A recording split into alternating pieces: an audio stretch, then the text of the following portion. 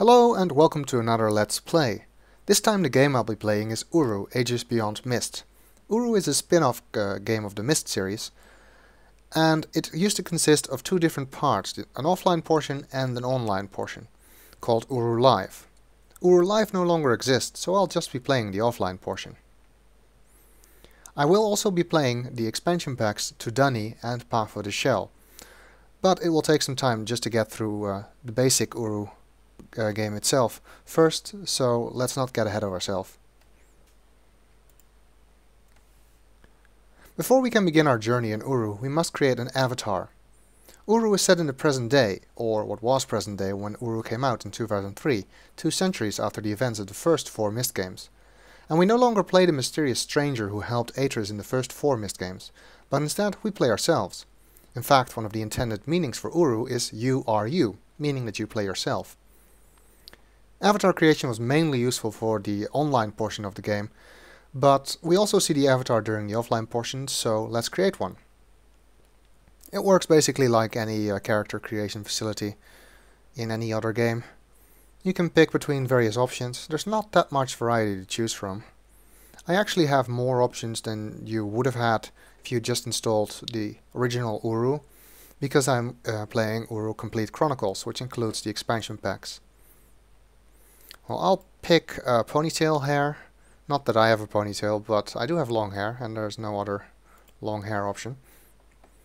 And a beard. Face, you can adjust various things like texture and nose angle, nose width, mouth. I'm not really interested in that. Most of the time we don't see our face up close anyway. I will adjust age a little bit. All that does is add some lines to your face, because that's all that changes when people age, you know. Can also change our build. Can look extremely thin. That doesn't really look healthy to me. Or you can look somewhat chubby.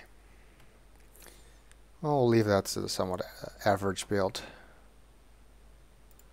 For the shirt, again, I have more options than you would have with just Uru. But I'm gonna stick with this shirt because I can put a Riven logo on it, and I want the Riven logo. Hands, lower body, that's all fine. With feet, I'm gonna take hiking boots, because there's a lot of walking in this game, so we want some comfortable boots. Well, now we have it. It looks exactly, absolutely nothing like me. So, now we can get started.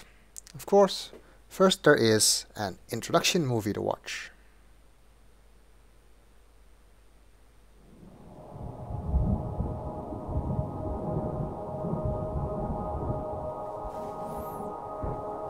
Isha, last night your mother had a dream. The dream tells that the ancient Dunny city will grow again someday. New seekers of Dunny will flow in from the desert, feeling called to something they do not understand. But the dream also tells of a desert bird with the power to weave this new Dunny's future. We fear such power. It changes people. Isha, our desert bird, your search seems to take you further and further from us. I hope what you find will bring you closer.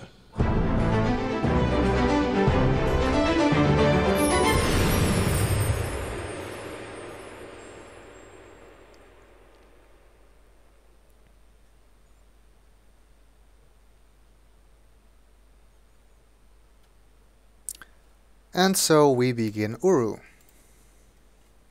Well, as you can see, the gameplay style of Uru is very different from the main Myst games. It uses real-time 3D and a third-person perspective. I can walk around and look around much more freely than in the other Myst games. I can also switch to first-person perspective, which I will do occasionally to compensate for some bad camera angles in the game, or to get a better look at some things, but mostly I'll be playing in the third-person view. I really like Uru, actually, though it doesn't look quite as good as the pre-rendered games, but it compensates for that with some really imaginative age design and interesting puzzles.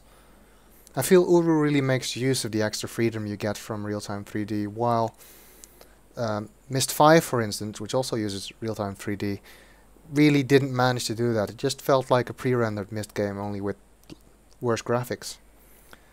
So, the first question any player will invariably ask is, what's going on? As usual, Atris was quite vague in the introduction. Apparently our player character was drawn to the desert for a reason we don't understand. Where exactly are we? Well, there's a sign behind us that can shed some light on onto the situation. This sign says private property, propiedad privada. Excuse my Spanish. No trespassing. Trespassing for any purpose is strictly prohibited. Violators will be prosecuted. Property owner Elias Zandi, DRF.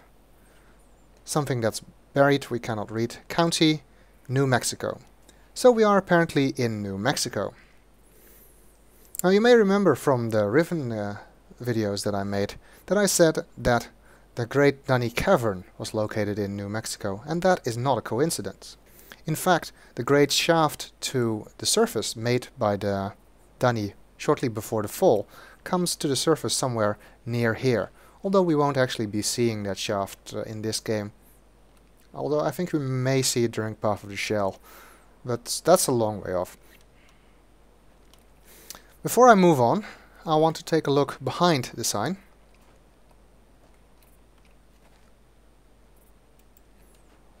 Because there's a cloth here, which I can touch. At this point I don't really know what these cloths are for yet. But I don't want to have to walk back here later, so I'm gonna just touch it. Oh, and one more thing about this sign. It says here DRF. That stands for Dunny Restoration Foundation. It is a group of people who have found the Dunny Caverns and are trying to restore the city.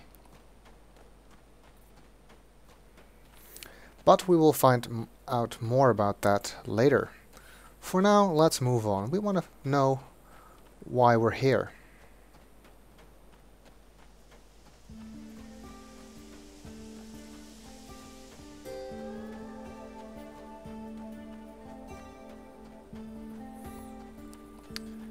I will try to be as interesting as I can during this series of videos, but I don't know quite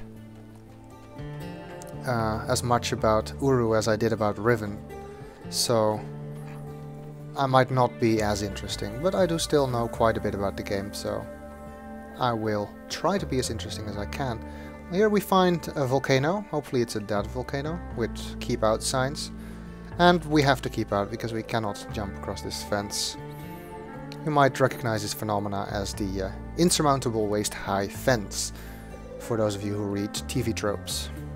Well, there's a trailer over there, so let's check that out, but we will do that in the next video. See you then.